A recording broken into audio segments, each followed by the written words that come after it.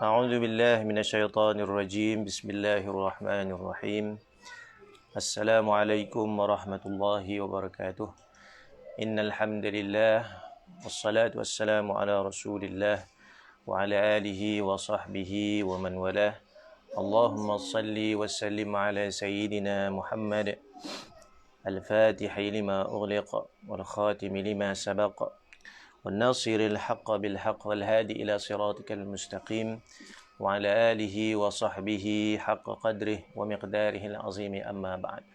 Alhamdulillah, pertamanya dan selamanya sama-sama kita mengucapkan syukur pada Allah Subhanahu wa taala atas segala nikmat yang telah diberikan oleh Allah Subhanahu wa taala, yang dengan nikmat yang paling besar yakni nikmat iman dan Islam. Kita bersyukur pada Allah taala masih lagi kita diberikan nikmat nyawa dan nafas sehingga pada saat ini dapat sama-sama kita gunakan untuk perkara-perkara mentaati Allah Subhanahu wa taala. Kita bersyukur pada Allah taala masih lagi diberikan kita di dalam nikmat masih kita berada di dalam bulan Rabiul Awal ataupun dipanggil sebagai Rabiul Anwar, iaitu bulan Rabi', bulan musim bunga yang bercahaya kerana kelahiran Nabi sallallahu alaihi wasallam. Jadi insya-Allah pada malam ini kita akan sama-sama mentadabbur isi Al-Quran. Kita akan lihat akan kemuliaan Nabi sallallahu alaihi wasallam. Kita akan baca suratul Fatah, surah Al-Fatah daripada ayat yang pertama sehingga ayat yang ke-10 insya-Allah, untuk sama-sama kita hayati akan kemuliaan Nabi sallallahu alaihi wasallam bersempena kita menyambut bulan Maulidur Rasul ni insya-Allah. Jadi bagi sahabat-sahabat yang di luar sana yang mendengar kuliah online kita pada malam ini, boleh buka Al-Quran dalam surah Al-Fatah untuk sama-sama kita tadabbur isi Al-Quran, yang mudah-mudahan Allah Subhanahu wa taala mencampakkan kepada kita cinta kepada Al-Quran dan juga cinta kepada Nabi sallallahu alaihi wasallam. Sama-sama kita buka majlis ilmu kita pada malam ini dengan bacaan doa. A'udzubillahi minasyaitonirrajim.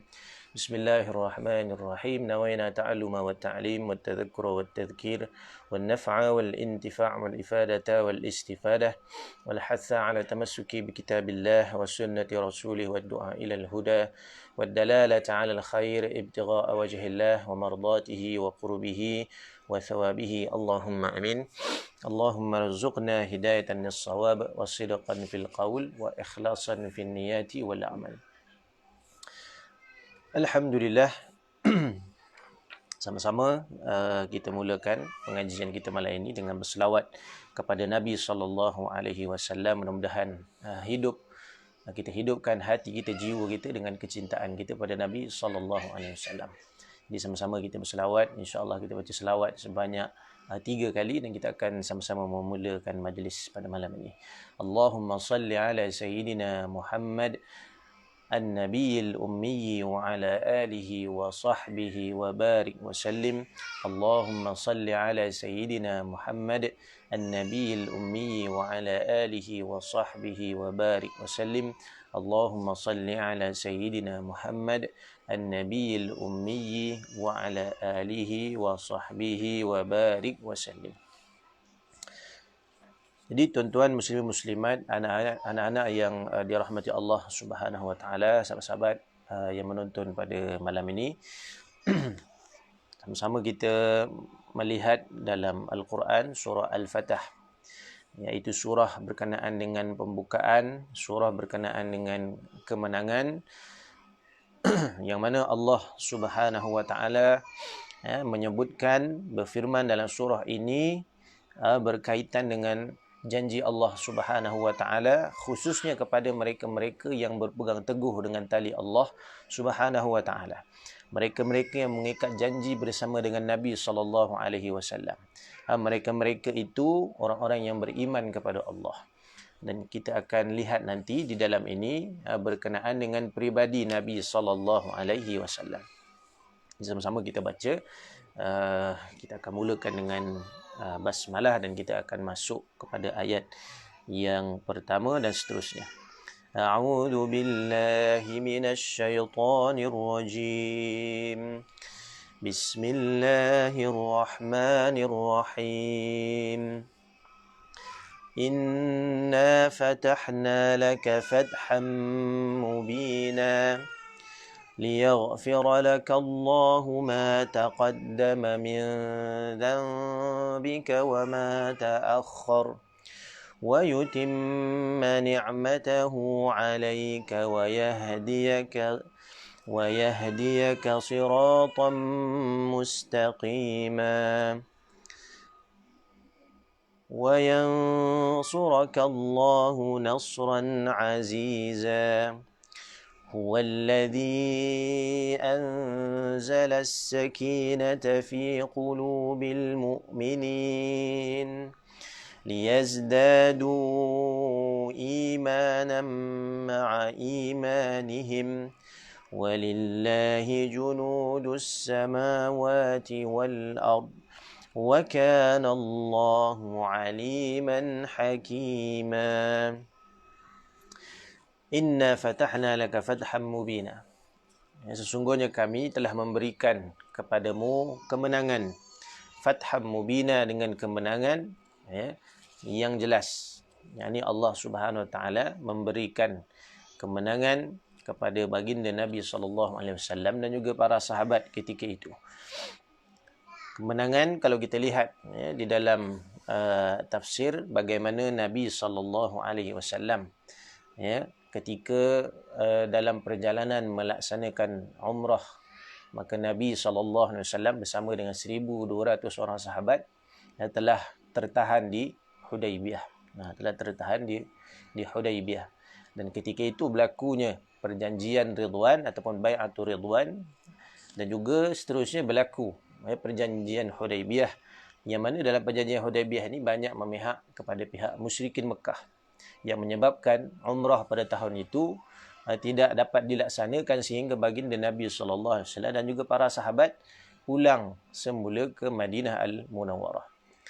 Namun janji Allah Subhanahu Wa Taala bahawa Nabi SAW dan para sahabat akan masuk ke Mekah dalam keadaan aman, dalam keadaan mereka nanti dalam keadaan bercukur kepala dalam keadaan aman. Maknanya mereka akan menunaikan ibadah umrah nanti, yakni peristiwa itu berlaku setelah berlaku tamatnya perjanjian Hudaybiyah, kerana berlaku apa? Kerana berlaku pembatalan perjanjian tersebut yang telah dilakukan oleh orang-orang musyrikin Mekah ketika itu. Lalu pada tahun berikutnya menyebabkan Nabi SAW juga para sahabat datang sekali lagi. Inilah yang dikatakan tempoh aman Nabi SAW kerana berkat kesabaran Nabi SAW dan juga para sahabat yang ketika itu tertahan di Hudaybiyah. Jadi berkat kesabaran mereka, akhirnya Allah Subhanahu Wa Taala memberikan peluang melaksanakan umrah pada tahun berikutnya, dinamakan sebagai umrah qada. Dinamakan sebagai umrah qada. Dan selepas berlakunya umrah qada, maka berlakunya lagi satu lagi peristiwa besar. Setelah itu umat Islam berbondong-bondong, orang-orang Mekah ketika itu berbondong-bondong masuk ke dalam agama Islam, iaitu peristiwa Fathu Mekah. Inilah dinamakan Al-Fatah, iaitu kemenangan. Sebab itu bila Islam datang ke salah satu negara, dia tidak dinamakan penjajahan, tetapi dinamakan futuh, dinamakan pembukaan. Dinamakan sebagai kita ini membawa pembukaan jiwa untuk manusia mengenal Allah Subhanahu Wa Taala, mendakwah manusia mengenal Allah Subhanahu Wa Taala. Pada ayat yang kedua, liyaghfira lakallahu ma taqaddama min dhanbika wa ma ta'akhkhar, yang mana tidak cukup Allah memberi kemenangan pada umat Islam ketika itu, maka Allah Subhanahu Wa Taala mengampunkan. Agar apa Allah SWT mengampunkan dosa-dosa mereka, ma taqaddama min dhanbik, yang telah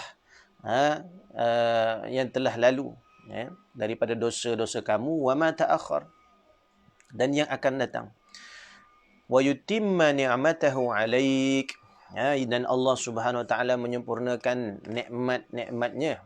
Allah menyempurnakan nikmat ke atasmu wa yahdiyaka siratan mustaqimah, dan Allah menunjukkan kamu ke jalan yang lurus, wa yansurakallahu nasran aziza, dan Allah Subhanahu wa taala memberikan pertolongan yang hebat, pertolongan yang kuat. Inilah yang berlaku berkat kesabaran Nabi SAW. Maka Nabi dapat masuk sekali lagi ke kota Mekah pada tahun berikutnya untuk melaksanakan umrah qada. Dan ketika itu Nabi SAW membawa bersama dengan 2,000 orang sahabat. 2,000 orang sahabat pada umrah qada. Seterusnya pada peristiwa Fathu Mekah, dikatakan baginda SAW bersama dengan 10,000 orang sahabat. Bahkan mungkin lebih lagi daripada itu, mereka telah masuk ke Makkah Al-Mukarramah dalam keadaan tidak membawa senjata, tapi dengan dengan membawa kemenangan, menegakkan kalimah Allah Subhanahu wa taala, sehingga orang-orang Mekah ketika itu dalam keadaan sebahagian mereka ketakutan, sebahagian mereka terkagum-kagum kerana kerana akhlak yang ditunjukkan oleh Nabi sallallahu alaihi wasallam. Tuan-tuan muslimin muslimat, anak-anak yang dirahmati Allah Subhanahu wa taala. Jadi, apakah kemuliaan Nabi sallallahu alaihi wasallam yang kita nak ambil daripada ayat yang telah kita baca tadi? Pertama, Allah Subhanahu wa taala telah menceritakan tentang kelebihan Nabi sallallahu alaihi wasallam, pujian ke atas Nabi sallallahu alaihi wasallam, kedudukannya yang mulia di sisi Allah Subhanahu wa taala. Sehingga Allah Taala berfirman, wa yutimma ni'matahu 'alaik.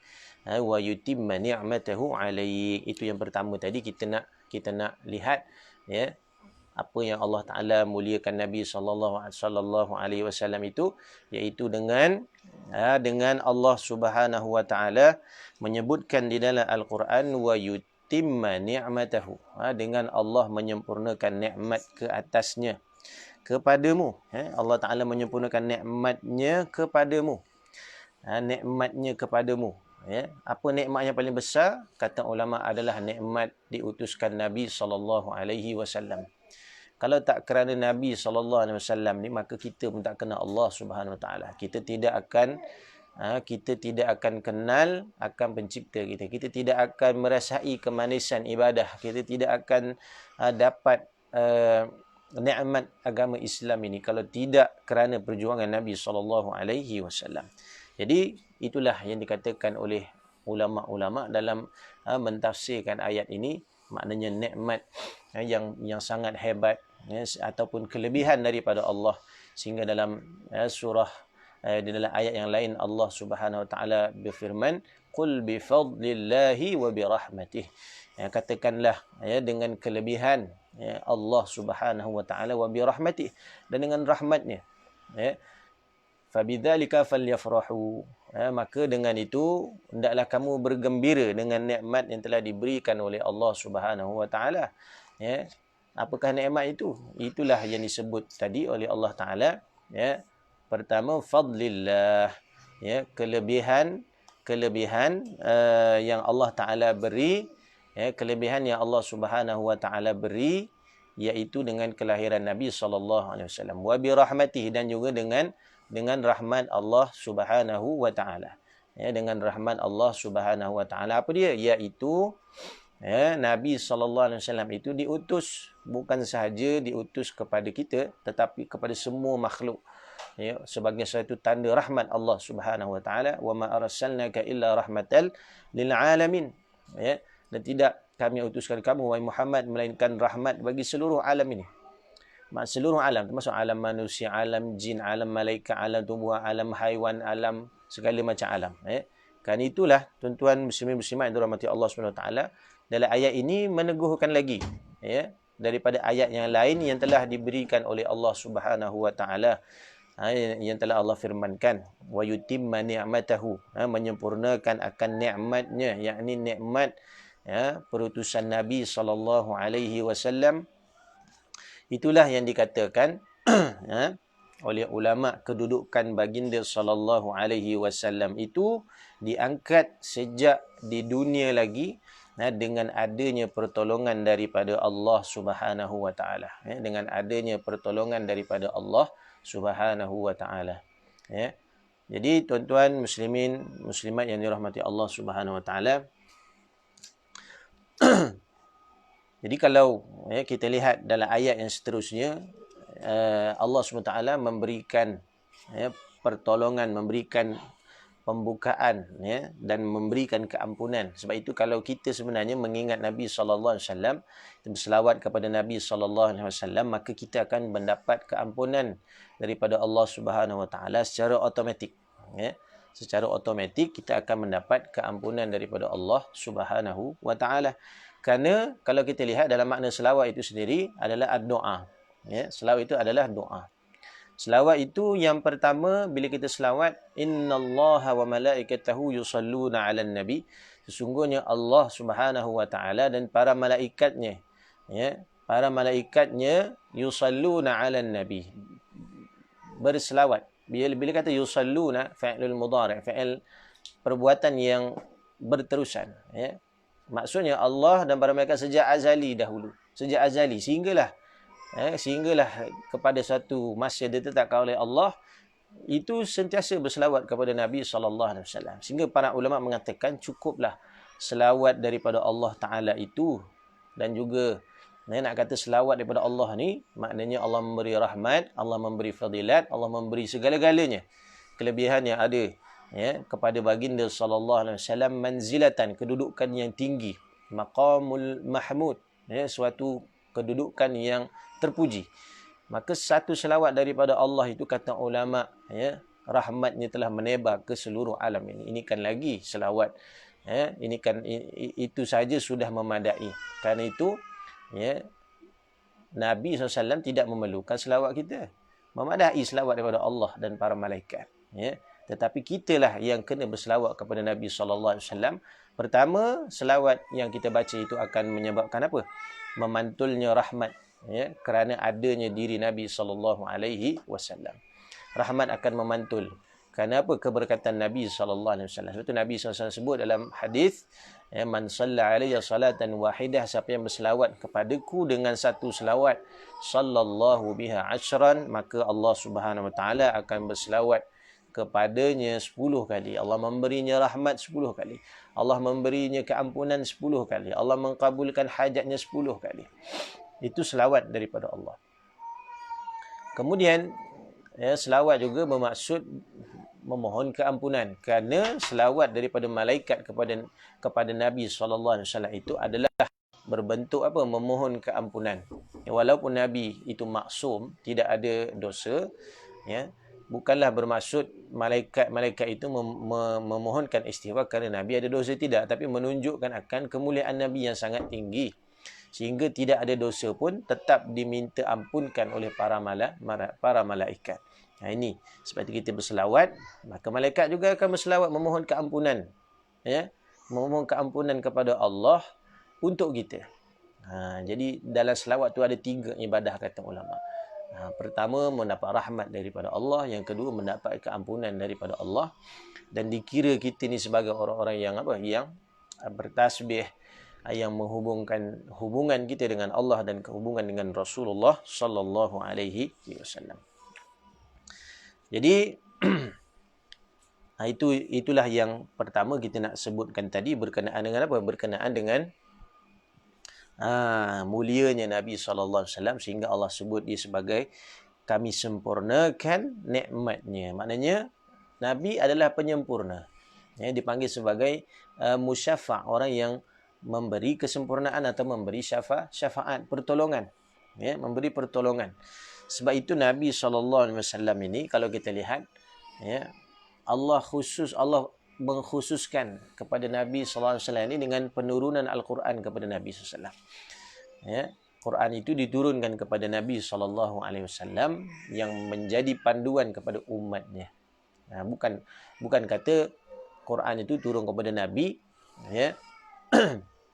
adalah untuk mengajar Nabi, tidak. Tapi Quran itu, sebab Nabi itu adalah seorang Nabi yang maksum, yang seorang Nabi itu pastinya telah dibimbing oleh Allah Subhanahu Wa Taala. Tapi Quran diturunkan kepada Nabi supaya umat Nabi dapat beramal dengan isi kandungan Al-Quran. Hukum hakam di dalam Al-Quran. Sama-sama yang dirahmati Allah Taala.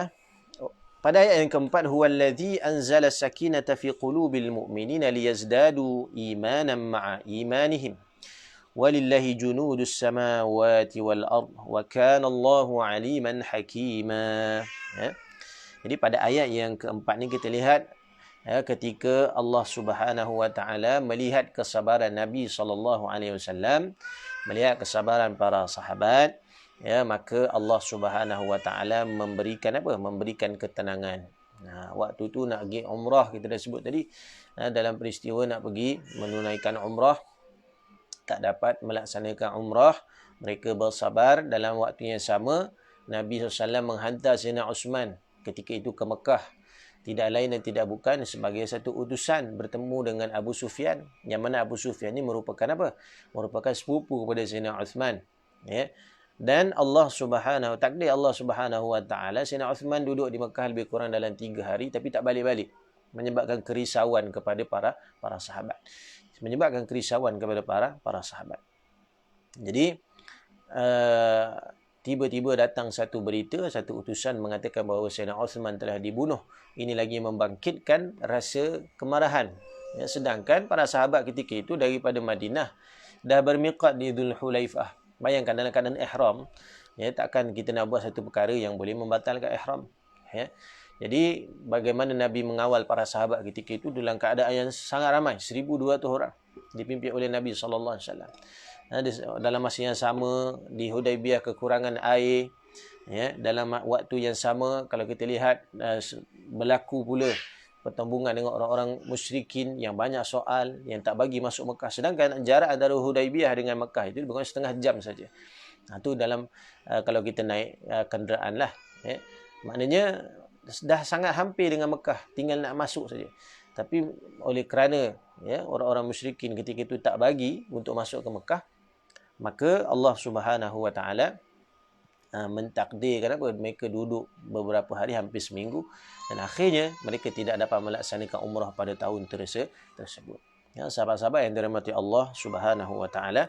Jadi mereka telah mengikat janji bersama-sama berbai'ah di bawah sepohon pokok. Inilah dinamakan sebagai bai'atur ridwan. Sebuah perjanjian yang ridwan, yang diridai oleh Allah Subhanahu wa taala. Kerana apa? Kerana perjanjian ini adalah menuntut, ya, kebenaran atas kematian Sayyidina Uthman bin Affan radhiyallahu anhu. Selang beberapa hari, ya, Nabi pun bagi tahulah, minta para sahabat sabar supaya tak buat apa-apa tindakan yang tak sepatutnya. Berkat kesabaran mereka inilah Allah Subhanahu wa taala menurunkan ketenangan. Menurunkan ketenangan. Huwallazi anzala as-sakinata fi qulubil mu'minin liyazdadu imanan ma'a imanihim. Allah Ta'ala lah yang menurunkan ketenangan pada hati orang-orang beriman. Liyazdadu imana, dan bertambah iman mereka. Ya, bayangkan keadaan ihram, keadaan lama kita tertahan di satu tempat, ya, datang pula berbagai-bagai masalah dan musibah. Tak semua orang boleh sabar. Ya, tapi tengok Allah SWT berikan rahmat. Ya, dan di situ dilihat pula adanya suatu batang tubuh yang sangat agung, iaitu dengan kehadiran Nabi SAW bersama dengan para sahabat. Walillahi junudus samawati wal ard wa kana Allahu aliman hakima. Dan bagi Allah itu tentera langit dan bumi, ya, dan Allah SWT maha alima, maha mengetahui dan maha bijaksana.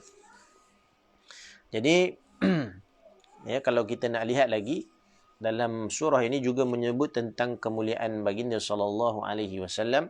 Dalam ayat yang ke-8 kalau kita baca, inna arsalnaka syahidan wa mubasysyiran wa nadhira. Sesungguhnya kami telah mengutuskan kamu wahai Muhammad sallallahu alaihi wasallam syahida, sebagai sebagai saksi. Allah menurunkan Rasul, Allah menurunkan baginda sallallahu alaihi wasallam sebagai seorang saksi, dan juga mubasyirah sebagai pembawa berita gembira, wa nadhira, dan pemberi peringatan, ya, pemberi peringatan akan apa? Akan ancaman kepada orang-orang yang ingkar kepada Allah Subhanahu wa taala ataupun kepada ajaran Nabi sallallahu alaihi wasallam. Tuan-tuan muslimin muslimat, sahabat-sahabat yang dirahmati Allah Subhanahu wa taala, pertama Allah Subhanahu wa taala telah memberikan kepada Nabi menjadi saksi. Menjadi saksi. Jadi ulama mengatakan iaitu saksi kepada mereka yang bertauhid kepada Allah Ta'ala. Memberikan apa? Memberikan saksi. Sebab tu Nabi SAW ni syahidah. Nabi menyaksikan kita. Bahkan dalam beberapa hadis kalau kita lihat, menyebutkan riwayat bahawa Nabi SAW sendiri menyaksikan amalan umatnya. Nabi SAW sendiri menyaksikan amalan umatnya. Sehingga dalam hadis yang dalam mafhum hadis yang diriwayatkan, Nabi SAW akan menjawab selawat umatnya ini pada hari Jumaat. Fa'aksiru min salati alayya, maka hendaklah kamu memperbanyakkan selawat ke atasku, kata Nabi SAW pada hari Jumaat. Sebab Nabi menyaksikan selawat kita. Kerana pada hari-hari yang lain Allah SWT mengutuskan satu malaikat membawa selawat daripada hamba-hambanya, menyampaikan selawat itu kepada Nabi SAW. Kecuali hari Jumaat, selawat kita ini sampai terus kepada Nabi SAW. Dan bayangkan ketika Nabi menjawab salam dan selawat kita, maka kita telah didoakan oleh Nabi SAW. Itu sebagai saksi kepada mereka-mereka yang mentauhidkan Allah Subhanahu Wa Taala, dan sebagai mubasyir, memberi berita gembira, yakni kepada orang-orang yang beriman. Bayangkan kalau tak ada Nabi, susah kita nak buat amal ibadah pun kita tak tahu macam mana. Kita tak tahu yang kita buat ni apakah balasannya, apakah ganjarannya di sisi Allah.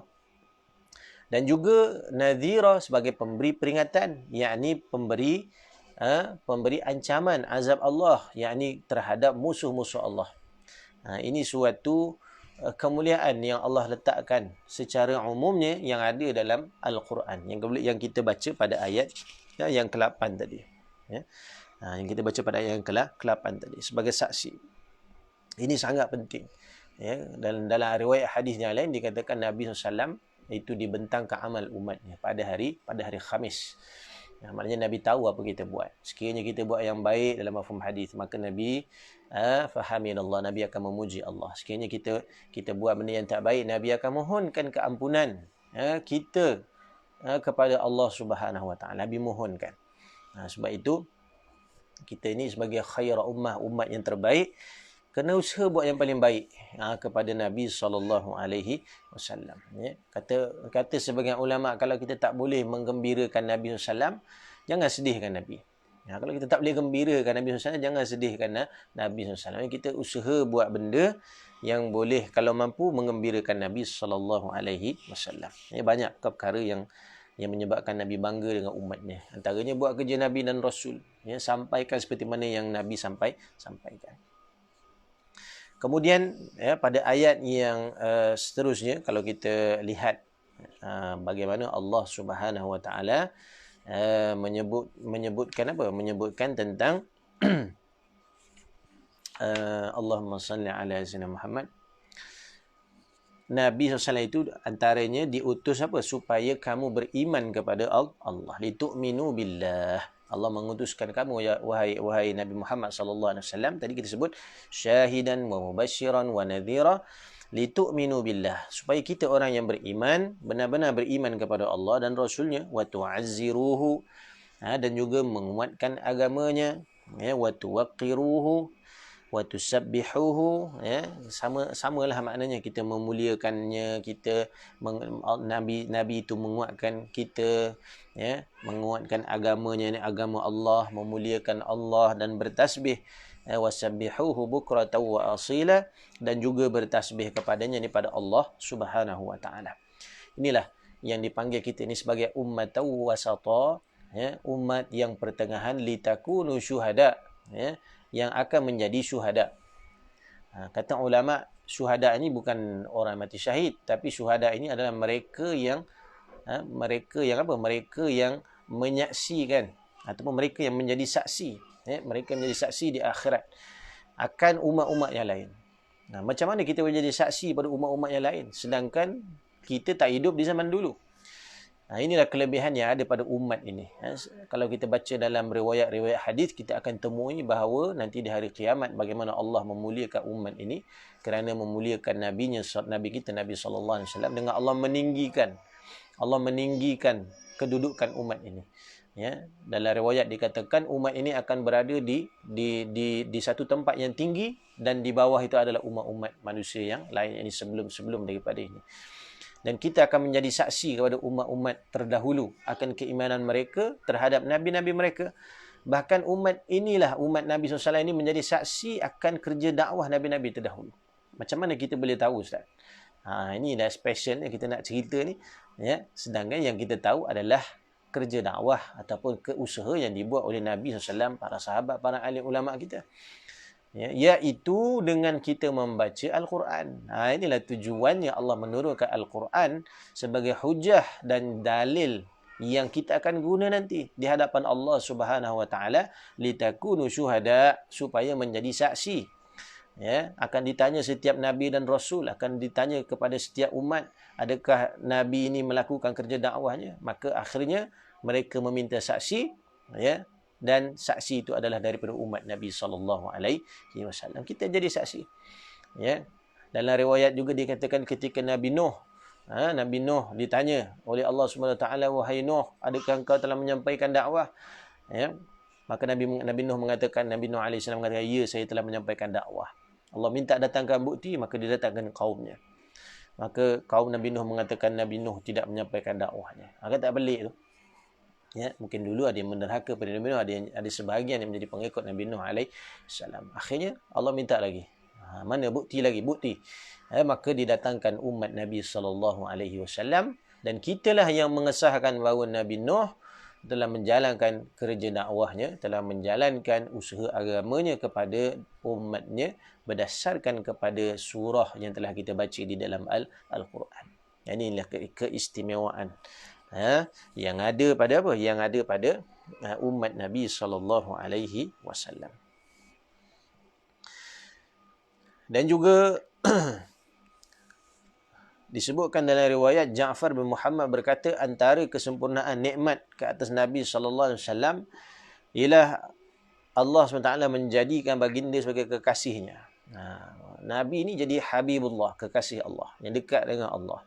Dan dia bersumpah dengan kehidupan baginda sallallahu alaihi wasallam. Ya, Allah SWT sendiri menjanjikan akan kebahagiaan kepada Nabi sallallahu alaihi wasallam dan yang mengikutinya. Sehingga dalam Al-Quran Allah merakamkan antara yang disebut dalam Al-Quran, qul, katakanlah wahai Muhammad, in kuntum tuhibbunallah, katakan pada orang-orang yang mengatakan mencintai aku, yakni mencintai Allah, in kuntum tuhibbunallah, yakni ketika itu Nabi didatangi oleh orang-orang Yahudi dalam riwayat yang mana mereka mengatakan mereka mencintai Allah tapi tidak mahu mengikuti Nabi sallallahu alaihi wasallam. Maka Allah firmankan, qul ya Muhammad, qul in kuntum tuhibbunallah fattabi'uni. Ya, maka apabila kamu mengatakan kamu mengikuti Allah, kamu mencintai Allah, fattabi'uni, maka ikutilah aku, ini ikutilah ajaran Nabi sallallahu alaihi wasallam. Dan antara kemuliaan Nabi SAW ini, dengan datangnya Nabi SAW membawa syariat yang sempurna, maka terbatallah syariat-syariat yang terdahulu. Terbatal semuanya. Ya. Jadi menyebabkan apa? Menyebabkan telah datangnya agama yang sangat sempurna. Inna dina indallahil Islam. Yakni agama yang diridai oleh Allah adalah agama Islam. Inilah antara yang kita nak lihat tentang kemuliaan Nabi sallallahu alaihi wasallam yang sangat banyak disebutkan di dalam Al-Quran. Baik.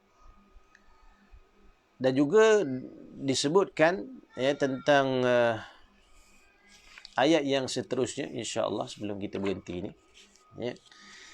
Ayat yang ke-10. Innal ladzina yubayyi'unaka, sesungguhnya mereka-mereka yang berbai'ah, yang mengangkat sumpah, yang mengikat janji denganmu.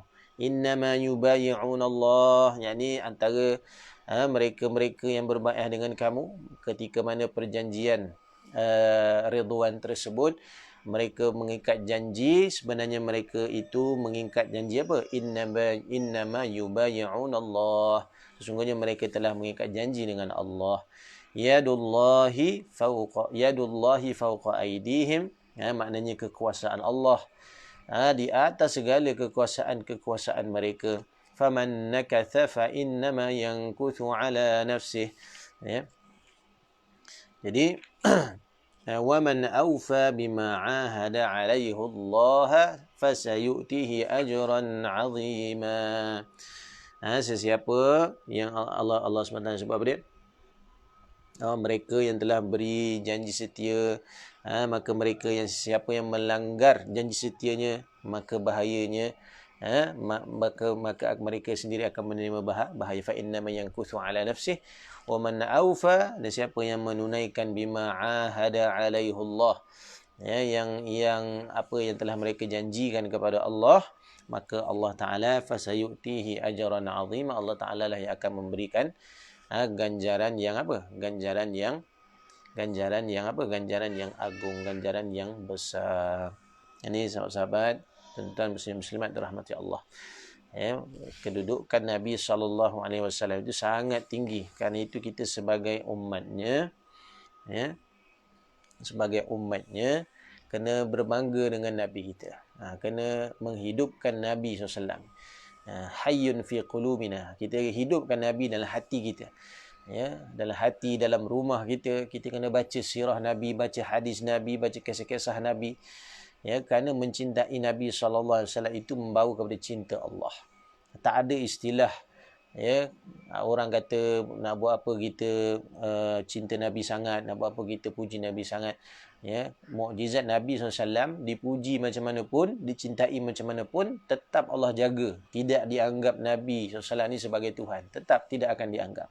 Ini kelebihan yang Allah Ta'ala bagi. Maksudnya kita mencintai Nabi SAW itu bersangatan adalah sangat dituntut. Kerana akan membawa kepada cinta yang bersangatan kepada Allah Subhanahu Wa Ta'ala. Ini satu pemeliharaan daripada Allah yang kita kena faham. Akan kemuliaan, kedudukan yang Allah Ta'ala beri kepada Nabi SAW. Sehingga adanya Nabi SAW itu menyebabkan satu-satu tempat itu tidak diazab oleh Allah. Dilindungi oleh Allah. Dalam ayat yang lain, suratul Anfal, kalau kita lihat, Allah Ta'ala menyebutkan, وَمَا كَانَ اللَّهُ لِيُعَذِّبَهُمْ وَأَنْتَ فِيهِمْ وَمَا كَانَ اللَّهُ لِيُعَذِّبَهُمْ وَأَنْتَ فِيهِمْ وَمَا كَانَ اللَّهُ, sesekali Allah itu tidak akan menyeksa mereka. Liyu'adzibahum, wa kana Allah liyu'adzibahum wa anta fihim, sedangkan kamu ya Rasulullah sedang berada di antara mereka. Maknanya selama Nabi duduk di Mekah, kalau kita tengok, Allah tak turunkan azab. Allah tidak turunkan azab kepada kota Mekah. Tapi bila Nabi hijrah, macam-macam berlaku pergolakan di Mekah, sehingga akhirnya Mekah jatuh. Mekah jatuh dan akhirnya dipimpin sendiri oleh Nabi SAW. Macam mana pula sahabat-sahabat Nabi yang ada di dalam Mekah, Ustaz? Yang Islam tapi tak ikut Nabi hijrah tapi ada di Mekah. Macam mana? Wa ma kana Allahu mu'adzibahum wa hum yastaghfirun. Dan Allah tidak menyeksa mereka. Ada orang-orang sahabat-sahabat yang tinggal di Mekah yang tak dapat hijrah bersama Nabi, kekal di dalam Mekah itu, mereka tidak diazab oleh Allah. Dia ada satu sifat mereka kerana tidak diazab, wa hum yastaghfirun. Mereka itu beristighfar. Sedang selalu istighfar pada Allah Ta'ala. Jadi Allah Ta'ala itu mengazab kerana apa? Kerana tidak adanya Nabi SAW di situ. Di sini menunjukkan bahawa sesuatu tempat yang kita hidupkan dengan nama Nabi SAW, syiar Nabi SAW, hidupkan agama ini, maka sesuatu tempat itu akan aman. Macam rumah Allah, rumah Allah, rumah kita, tempat kita, taman kita, kampung kita, kita hidupkan dengan apa? Dengan majlis ilmu, dengan menyebut nama Nabi SAW, maka sesekali Allah Subhanahu Wa Ta'ala itu tidak akan mengangkat musibah, mengangkat azab dan sebagainya daripada tempat tersebut. Ini kelebihan yang ada pada Nabi SAW. Dan sebagian ulama juga mengatakan, mengapakah hari ini dunia di akhir zaman ni banyak sangat dosa, maksiat, tapi Allah tak turunkan azab seperti mana zaman dulu. Contoh kaum Nabi Lut, Allah Ta'ala terbalikkan bumi. Kaum Nabi Nuh, mereka ingkar pada Nabi mereka, Allah berikan banjir yang besar. Nabi Musa, umat Nabi Musa AS, ada sebahagian mereka sesat di padang teh selama 40 tahun. Sebahagian mereka ada yang di panah petir dan sebagainya. Kenapa perkara ini tidak berlaku seperti mana zaman dulu? Di zaman umat Nabi SAW ini, kata sebagian ulama, kerana masih ada jasad Nabi SAW di dalam tanah. Maknanya Nabi SAW walaupun telah wafat, jasadnya masih ada di bumi ini, maka tidak ada azab-azab yang besar yang Allah Taala turunkan kerana berkatnya Nabi sallallahu alaihi wasallam. Jadi kerana itu kita kena faham betul-betul akan kemuliaan Nabi sallallahu alaihi wasallam. Hari-hari kita kena sebut nama Nabi, selawat pada Nabi sallallahu alaihi wasallam. Kenapa? Kerana kalau kita lihat sebagai suatu tanggungjawab kepada kita sebagai umat Nabi sallallahu alaihi wasallam, khususnya yang mencintai Nabi sallallahu alaihi wasallam, maka antara cara kita nak dekatkan diri kita dengan Nabi sallallahu alaihi wasallam itu adalah dengan kita banyakkan berselawat kepada Nabi sallallahu alaihi wasallam. Dalam riwayat hadis disebut apa dia? Yang orang yang paling dekat dalam hadis, orang yang paling dekat denganku dari kiamat adalah orang yang paling banyak berselawat kepadaku ataupun yang paling baik akhlaknya. Jadi Allahumma salli ala sayyidina Muhammad wa ala alihi wa sahbihi wa barik wasallim. Itu antara yang kita nak kongsikan pada malam ini. Mudah-mudahan dengan kita tadabbur ayat Al-Quran dan kita mencari akan kesempurnaan kemuliaan Nabi sallallahu alaihi wasallam, mudah-mudahan Allah Subhanahu wa taala juga akan memberikan kemuliaan kepada kita sebagai umatnya dan mengampunkan dosa-dosa kita, khususnya kita sebagai umat akhir zaman ini yang terlalu banyak khilaf, yang kurang sangat ibadahnya, kurang bangun malam, kurang baca Quran, kurang selawat pada Nabi sallallahu alaihi wasallam. Banyak sangat kekurangan kita. Mudah-mudahan dengan kita mengingati, mencintai, merasai maknanya jiwa kita ini bila ingat Nabi sallallahu alaihi wasallam beruntun hati kita, mudah-mudahan kita termasuk di kalangan orang yang mencintai Nabi sallallahu alaihi wasallam. Tuan-tuan muslimin muslimat yang dirahmati Allah Subhanahu wa taala, antara amalan untuk kita mendapat syafaat Nabi sallallahu alaihi wasallam, antaranya dengan kita sebut tadilah seperti kita berselawat pada Nabi sallallahu alaihi wasallam. Dalam sebuah riwayat hadis disebutkan, man shalla alayya, siapa yang berselawat ke atasku, kemudian membaca doa, wa anzilhul maq'ada as-sidqal muqarraba indaka yaumal qiyamah. Dia baca doa itu, Allahumma salli ala sayyidina Muhammad, atau apa saja lafaz selawat, Allahumma salli ala sayyidina Muhammad wa ala alihi wa sahbihi wasallim, wa anzilhu, ya Allah, wa anzilhu, maknanya ya Allah, engkau letakkan, kau berikan kedudukan, wa anzilhul maq'ada, kedudukan, engkau letakkan kepada suatu martabat, darjat, maq'ada sidqal muqarraba, yang pastinya dekat, indaka, denganmu, ya Allah. Minta Allah Ta'ala beri kedudukan yang paling tinggi kepada Nabi sallallahu alaihi wasallam yaumal qiyamah, di hari kiamat. Maka kata Nabi sallallahu alaihi wasallam dalam hadis tersebut, wajabat syafaati, orang yang membaca selawat dan membaca doa tersebut wajib dia mendapat syafaatku. Ini antara keberkatan kita berselawat kepada Nabi sallallahu alaihi wasallam dan membaca doa tersebut.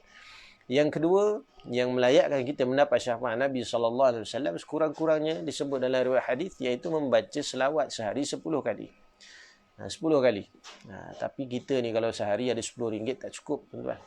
Maknanya kita nak banyak, kan? Sehari hari ni RM10 tak cukup. Mungkin RM50, mungkin RM100. Jadi bab dunia pun kita berkira, bab akhirat lagi kita kena berkira. Kalaulah kita ni anak-anak budak kecil, tak apalah selawat 10 kali. Tapi kalau kita umur kita dah macam ni, takkan selawat kita 10 kali. Paling-paling 50, 100 ataupun 300, 500 ataupun 1000, ikut kepada kemampuan masing-masing. Semakin banyak selawat, semakin bertambah cinta kita kepada Nabi sallallahu alaihi wasallam. Baik, dan yang terakhir antara perkara yang menyebabkan kita mendapat syafaat Nabi sallallahu alaihi wasallam itu adalah dengan kita membaca doa azan. Jangan tinggal, tuan-tuan. Jangan kita tinggal. Kita dengar azan, kita jawab azan, kemudian kita membaca doa habis azan, maka disebutkan dalam riwayat hadis, orang tersebut wajib mendapat syafaat Nabi sallallahu alaihi wasallam. Jadi alhamdulillah, selesai kuliah maghrib kita insya-Allah pada malam ini. Mudah-mudahan bermanfaat buat diri saya yang lemah ini dan juga untuk kita semua, menjadi panduan, jadikan Al-Quran sebagai panduan kita. Mudah-mudahan kita sentiasa diampunkan oleh Allah. Sesekali tuan-tuan ulang semula akan kuliah kita ini, tuan-tuan baca surah Al-Fatah. Jadi tuan-tuan lihatlah sifat-sifat Rasulullah SAW yang ada, yang telah kita tunjukkan ayat-ayatnya tadi tentang kemuliaan, kebesaran dan kehebatan Nabi SAW. Mudah-mudahan kita menjadi umat yang dibanggakan oleh Nabi SAW. Sekadar itu yang baik datang daripada Allah, kurang lemah dan hina datang daripada kekurangan saya sendiri. Mu'afu minkum. Assalamualaikum warahmatullahi wabarakatuh.